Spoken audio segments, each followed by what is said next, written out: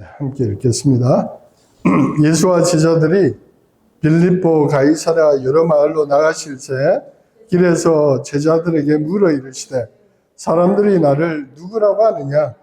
제자들이 여짜와 이르되 세례 요한이라 하고 또라는 엘리야 또라는 선지자 중에 하나이다. 또 물으시되 너희는 나를 누구라 하느냐?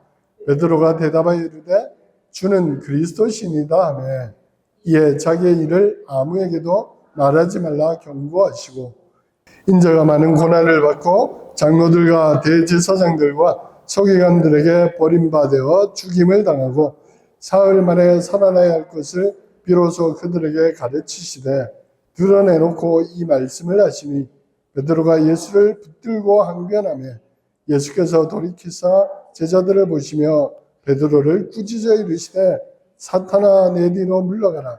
내가 하나님의 일을 생각하지 아니하고 도리어 사람의 일을 생각한도다 하시고 우리와 제자들을 불러 이르시되 누구든지 나를 따라오려거든 자기를 부인하고 자기 십자가를 지고 나를 따를 것이니라. 누구든지 자기 목숨을 구원하고자 하면 잃을 것이요 누구든지 나와 복음을 위하여 자기 목숨을 잃으면 구원하리라. 사람이 만일 온 천하를 얻고도 자기 목숨을 잃으면 무엇이 유익하리요? 사람이 무엇을 주고 자기 목숨과 바꾸겠느냐? 누구든지 이 음란하고 죄 많은 세대에서 나와 내 말을 부끄러워하면 인자도 아버지의 영광으로 거룩한 천사들과 함께 올 때에 그 사람을 부끄러워하리라. 또 그들에게 이르시되 내가 진실로 너희에게 이르노니 여기 서 있는 사람 중에는 죽기 전에 하나님의 나라가 권능으로 볼 자들도 있느니라 하시니라. 아멘. 독일의 그 14세기에 아우스티누스 수도원의 부원장이었던 토마스 아켄피스가 유명한 책을 한 권 썼습니다. 책 제목이 그리스도를 본받아. 아주 고전이죠. 성경 다음으로 많이 읽혔다고 하는 그런 유명한 책입니다. 초대 교부들부터 중세 이르기까지 성도들의 신앙의 목표는 라틴어로 이미타티오 크리스티, 즉 그리스도를 어떻게 본받을까? 이게 삶의 목표였습니다. 예수님을 본받는 것, 예수님처럼 살아가는 것, 이것이 삶의 목표였습니다. 문제는 어떤 예수님을 닮는가 이것이죠. 누구나 다 예수님을 본받는다 하는데 중세 때도 어떤 사람은 왕이신 예수를 본받는다. 내가 왕이 되어야 되겠다 이런 분이 계셨겠죠. 교황 같은 경우에. 또 토마스 아켄피스 같은 경우에는 수도원에서 생활했기 때문에 청렴, 청빈, 겸손 이런 것이 예수님의 특징이다. 그렇게 했겠죠. 지금도 어떤 사람은 예수님이 우리에게 성공을 주시는 분, 그렇게 가르치는 분들도 많이 있잖아요. 그래서 나를 성공하게 하시는 예수님, 그걸 믿는 거죠. 또 어떤 교파는 치유하시는 예수님. 그래서 예수님 우리가 잘 믿으면 치유를 아마 일어날 거야. 또 어떤 분들은 아니야, 방언을 해야 돼. 뭐 이런 식으로. 예수님을 본받는데 각기 다른 예수님을 본받는 것 같아요. 그래서 우리가 중요한 거는 예수님을 본받는 것은 당연한데 우리가 생각하는 예수님이 아니고 혹은 어떤 교파나 전통이 가르치는 예수님이 아니고 성경이 가르치는 예수님. 혹은 다른 말로 하면 예수님께서 직접 가르쳐 주신 그 예수님을 본받는 게 중요하겠죠. 가이사랴 빌립보 지역의 마을에서 나와서 길을 가시면서 예수님이 제자들에게 물으셨어요. 사람들이 나를 누구라 하느냐? 그랬더니 제자들이 즉시 대답을 합니다. 네, 어떤 사람들은 세례 요한이라고 합니다. 또 어떤 사람은 엘리야라고 합니다. 또 어떤 사람들은 예수님을 향해서 선지자 중에 한 명이라고 하던데요. 라고 대답을 했습니다. 제자들의 이 답변 속에서 우리는 예수님 당시에 일반인들이, 많은 유대인들이 예수님을 어떤 분으로 여겼는가에 대한 힌트를 얻을 수 있습니다. 세례 요한이라고 했습니다. 하지만 우리가 마가복음에서 알 수 있듯이 세례 요한은 죽었습니다. 헤롯 안티파스의 잘못을 지적하다가 감옥에 갇혔었죠. 헤롯 안티파스 왕이 동생 빌립의 아내인 헤로디아를 강제로 뺏었죠. 자기 아내를. 그래서 세례 요한이 그걸 지적했고 감옥에 갇혔어요.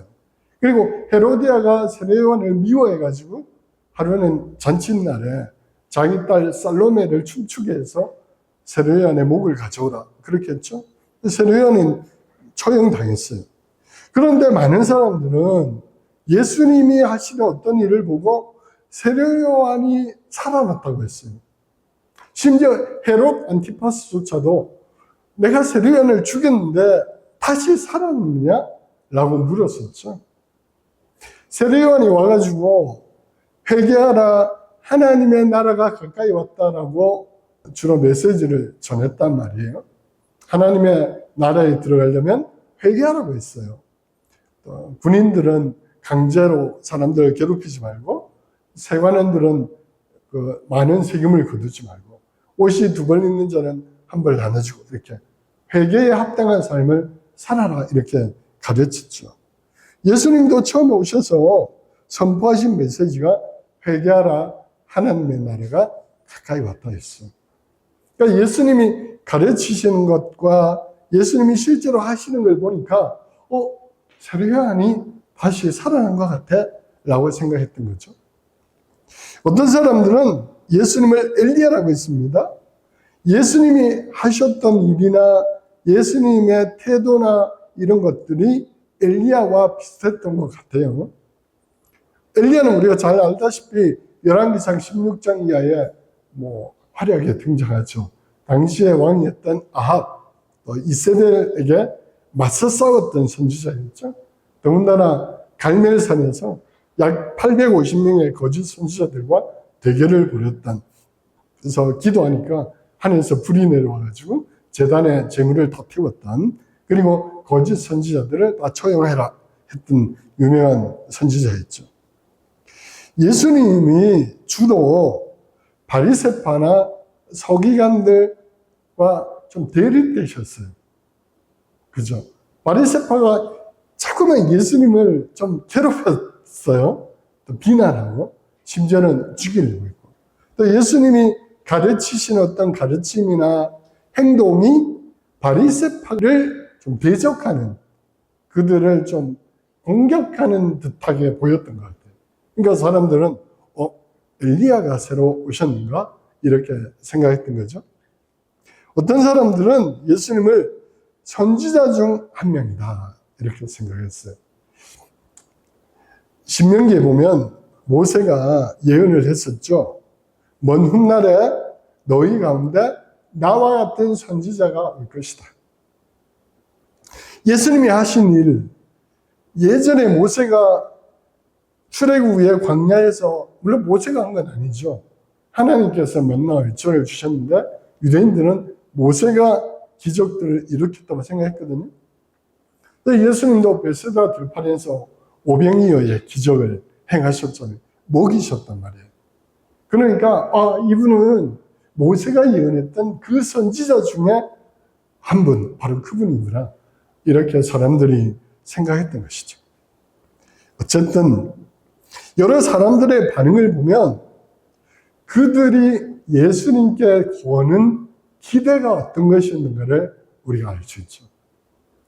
어떤 사람은 모세와 같이 우리에게 먹을 것을 주시는 분으로 예수님을 기대했던 것 같아요.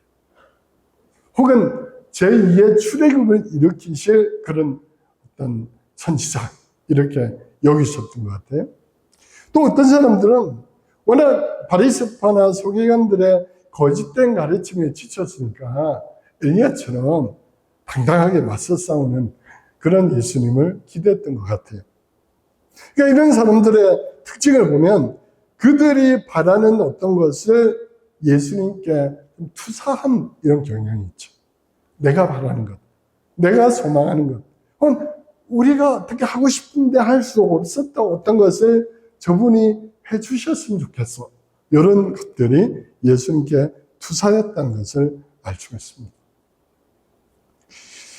예수님이 제자들에게 사람들이 나를 무엇이라고 하느냐 질문하셨어요.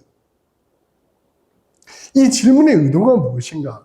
단순히 예수님이 사람들의 반응이 궁금해서 물으신 것은 당연히 아니겠죠. 예수님께서 제자들에게 무언가를 가르치시기 위해서 물으셨다는 것을 알 수가 있죠. 아마도 제자들조차도 이 일반인들이 대답하는 그 기대로 예수님을 바라봤을 거예요. 제자들 중에도 열심당원들이 있었거든요. 열심당원들은 요즘은 지금 독립투사죠. 품속에 막 칼 꽂고 다니면서 로마 요원들 암살하고 막 이랬던 사람이거든요. 시몬 이런 사람들. 그 사람들 예수님을 혁명투사로 기대했겠죠. 혹은 가말리엘은 율법학자였잖아요. 그러니까 아마도 가말리엘도 바리새파였기 때문에 잘못된 바리새파를 다 이렇게 바꾸어주는 어떤 그런 율법을 완성시켜주는 예수님으로 믿고 따랐겠죠. 제자들도 아마 일반인들과 비슷한 기대를 가지고 예수님을 따랐을 거예요.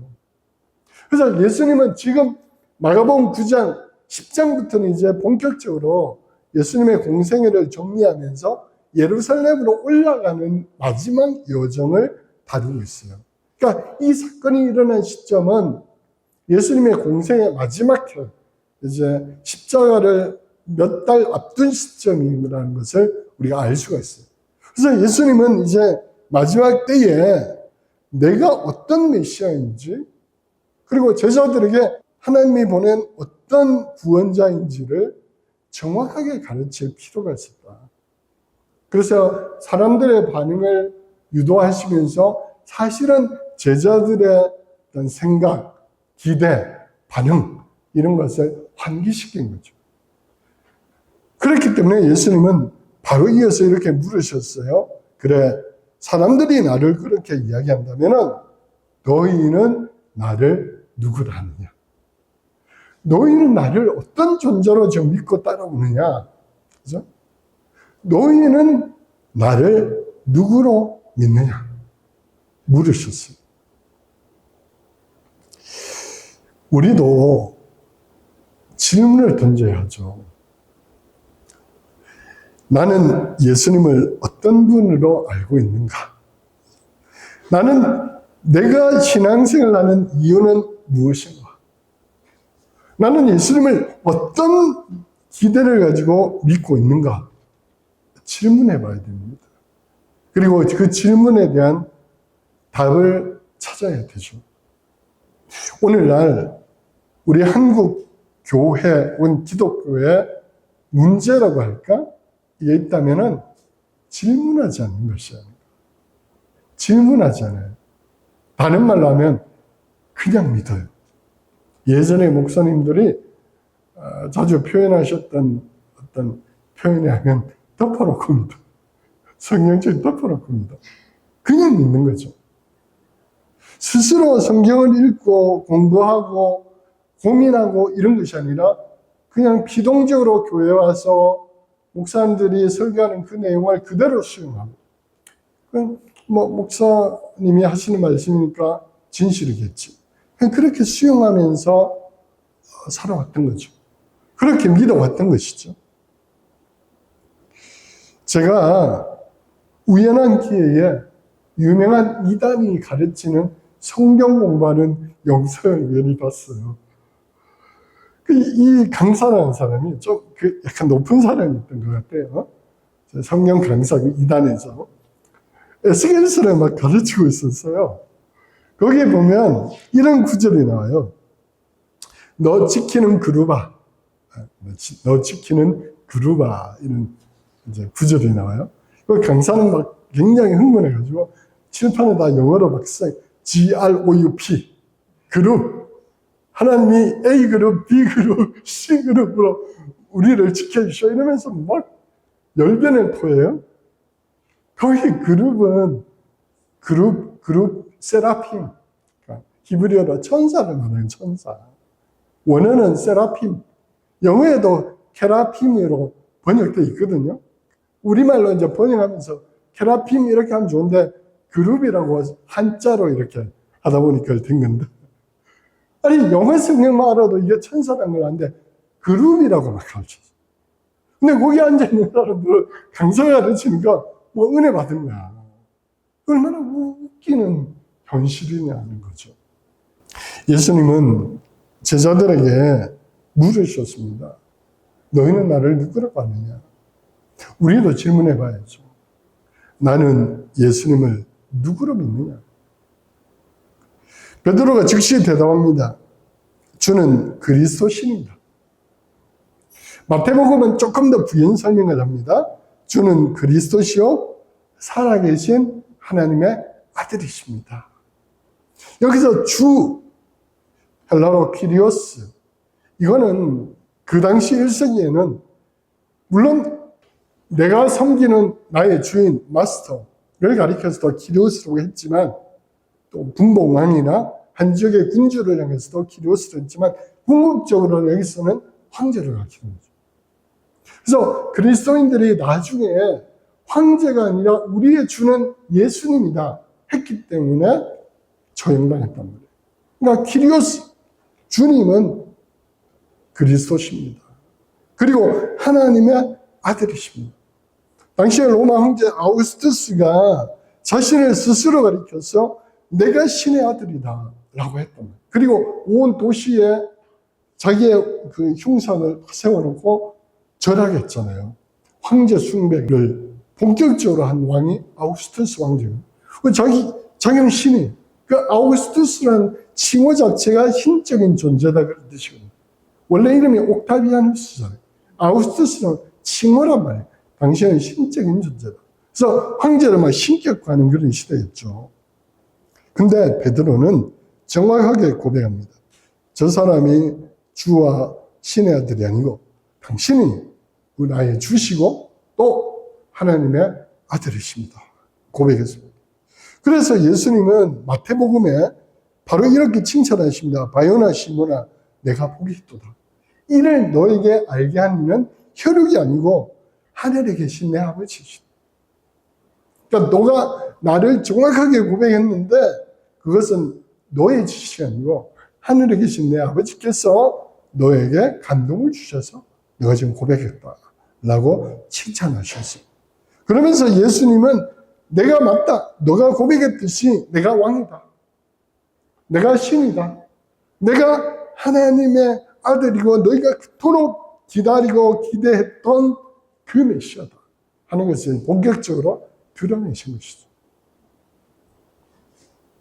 오늘 우리도 베드로처럼 우리가 성령님에 의해서 조명받는다면 예수님을 우리의 왕으로 믿어야 되겠죠. 예수님은 우리의 주로 섬겨야 될 것입니다.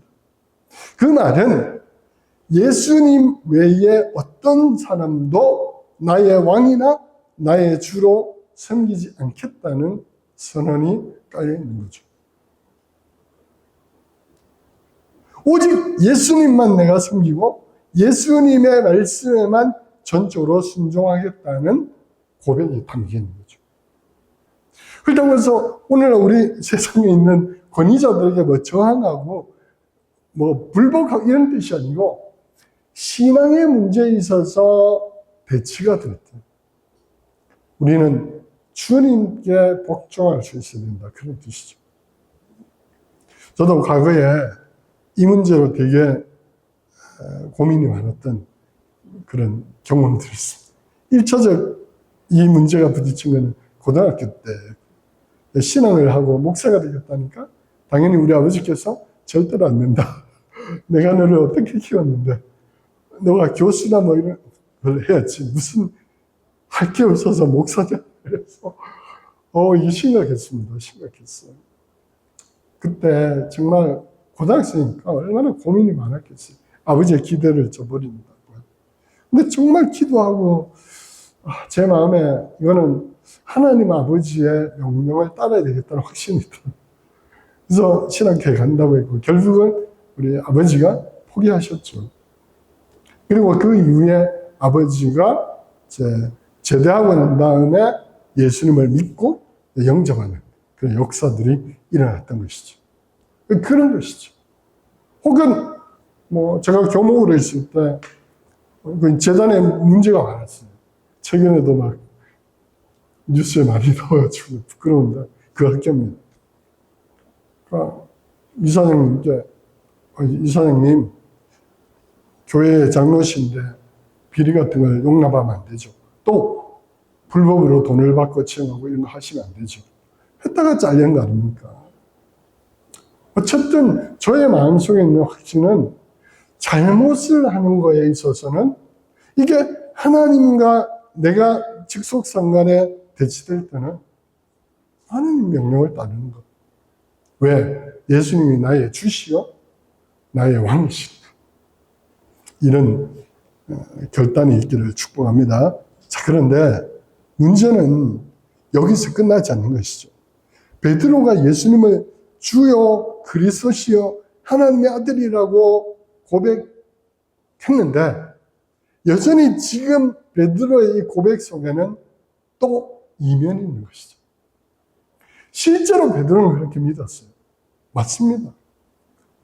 황제보다 더 뛰어난 왕이시고 그 말은 로마 황제를 몰아내고 헤롯을 몰아내고 총독 빌라도를 몰아내고 이스라엘의 왕이 되실 분입니다. 그런 뜻이죠.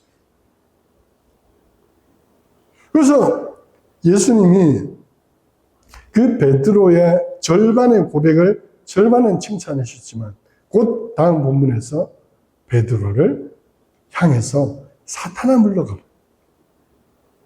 왜냐하면 예수님께서 바로 이어서 뭐라고 하셨냐면은 그래 맞다. 나는 주요 그리스도가 맞다. 메시아가 맞다. 그런데 메시아긴 한데 장로들과 서기관들에게 고난을 받고 죽임을 당할 것이다. 그리고 사흘 만에 다시 살아날 것이다. 이렇게 그럽니다.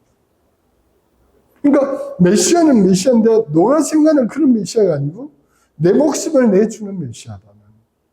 나는 너희들에게 수치스러워하는 십자가를 질 것이다. 라고 했던 것이죠. 그러니 베드로가 오늘 본문에도 그리 마옵소서 안 냅니다. 영어 속에 리뷰크 뭐라고 할까요? 저항하고 오히려 예수님을 맞잡고 흔드는 정도의 어떤 저항이 배격했다는 거죠. 안 냅니다. 무슨 소리 합니까? 메시아가 죽다니요. 메시아가 진짜 이런 건 있을 수 없는 일입니다라고 강력하게 항의했던 것이죠. 예수님은 나는 메시아로 왔다. 또 나는 하나님의 아들로서 이 세상에 왔다. 그런데 너희들이 생각하는 그런 메시아는 아니다. 하나님은 내게 십자가를 지라고 하신다. 이 땅에 이스라엘이라는 나라를 다시 세우는 게 아니고 죄의 문제를 해결하고 하나님의 나라를 세우러 왔다. 그리고 그 하나님의 나라는 인종과 나라와 모든 것을 초월하는 그런 나라가 될 것이다. 넓고 깊고 더 의미 있는 말씀을 해주셨잖아요. 그러니까 베드로와 제자들은 이해를 못했던 거죠. 예수님이 하신 말씀에 대해서 1세기 유대인이었던 베드로 또 제자들은 도무지 이해가 안 됩니다. 첫 번째 이해가 안 되는 것은 메시아인데 왜 죽느냐 이거였어요. 메시아는 왕이고 황제고 모든 것을 무찌르는 자인데 그 메시아의 역할을 잠깐 동안 했던 사람이 그 유명한 마카비, 유다 마카비. 주전 157년경에 그리스 제국을 몰아내고 이스라엘을 독립시킨 바로 그 메시아는 그런 사람인 거죠. 근데 메시아인데 죽어? 그럼 메시아가 아닌 거죠. 절대로 메시아는 죽으면, 게다가 그냥 죽는 것도 아니고 십자가를 지고 죽는다? 로마 시대에 이거는 반역자가 지는 형벌이었잖아요. 그럼 그냥 반역자지, 십자가 지면. 그게 무슨 메시아야. 유대인들로서 베드로는 이해할 수 없고 받아들일 수 없는 거죠. 또 하나는 예수님께서 죽은 지 사흘 만에 내가 다시 살아나리라 그랬거든. 이것도 1세기 유대인들의 입장에서 이해할 수 없는 거예요. 바리새파는 부활을 믿었습니다. 근데 유대인들이 믿은 부활은 지금 이 시점에 일어나는 게 아니고 마지막 때 죽어 있다가 마지막 때에 한꺼번에 일어나는 게 유대인들의 생각의 부활이었어요. 그래서 나사로 살릴 때 예수님이 나는 부활이요 생명이니 너가 이걸 믿느냐라고 했을 때 마르다가 뭐라 그래요? 예, 믿습니다. 마지막 날에 그렇게 될 줄 믿습니다. 근데 예수님은 죽고 난 다음에 사흘 만에 내가 살아날지 하니까 제자들은 무슨 말이야 이게? 이해가 안 되는 거죠. 죽었으면 끝이지. 그리고 만약에 부활한다면 마지막 날이지. 무슨 죽었는데 사흘 만에 살아나?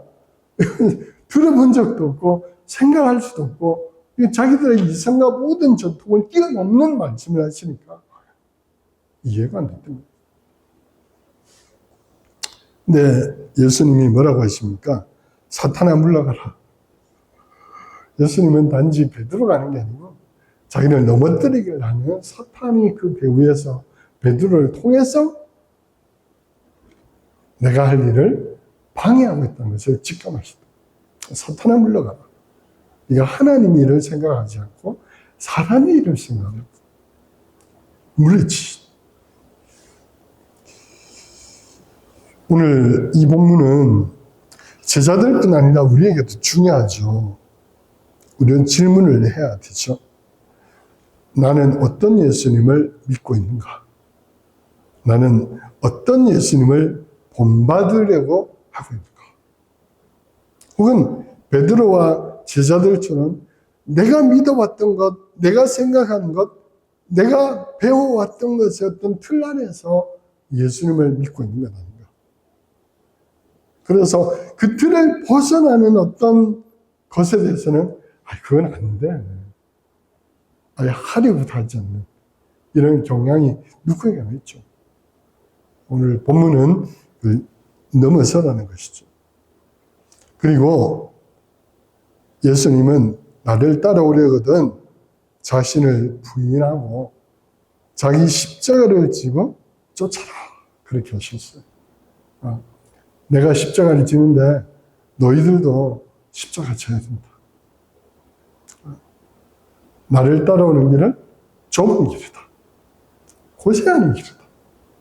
쉬운 길이 아니다. 라고 말씀하시는 거죠. 오늘날 한국 기독교에 상당히 많은 부분들이 성공을 위한 믿음, 나를 잘되게 해주는 예수님. 거기에 상당히 함몰되어 있는 것 같아요. 한때 제가 워낙 유명하다고 해서 샀다가 한 반쯤 있다가 쓰레기통에 버린 책이 있는데요. 조엘 오스틴이 쓴 긍정의 힘? 그런 책. 복음이 아니고 완전히 무슨 자기 개발서, 자기 개발 예수. 오늘 저와 여러분도 예수님께서 우리에게 질문을 하실 거예요. 사람들은 나를 누구라고 하느냐? 이렇다 저렇다 하지.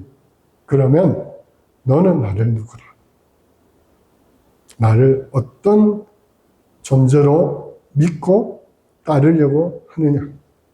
이 질문 앞에 진지하게 고민하고 또 대답할 수 있는 저와 여러분들 되시기를 축복합니다.